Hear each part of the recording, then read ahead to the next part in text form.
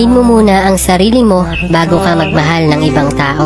Lahat tayo tao lang na pag nagmahal, halos lahat ng meron ka kaya mong ibigay, kaya mong isuko. Pero pag dumating sa punto na aayawan ka na, marirealize mo at matatanong mo ang sarili mo kung ano bang kulang, bakit ka iniwan, at bakit ka nilayuan. At pag dumating yung punto na yon, unahin mo munang mahalin ang sarili mo. Bigyan mo ng kalayaan ng isip mo, pahinga ka hanggat gusto mo. Mag-focus ka sa mga bagay na magpapasaya sa'yo, hindi sa kanya. Kasi pinasaya ka lang niya sa umpisa at iiwan ka pag nagsawa na. Huwag ka mag-alala. Doon mo din marirealize na paghiwalay na kayo, mapapatanong ka sa isip mo na ba't ko minahal tong pango, mataba, malapad ang noo, bilat ang mata, lahat ng kapintasan makikita mo na sa kanya. Na nung una, giliw ka na para kang ginayuma. At pag nangyari yon, ibig sabihin naka-move on ka na.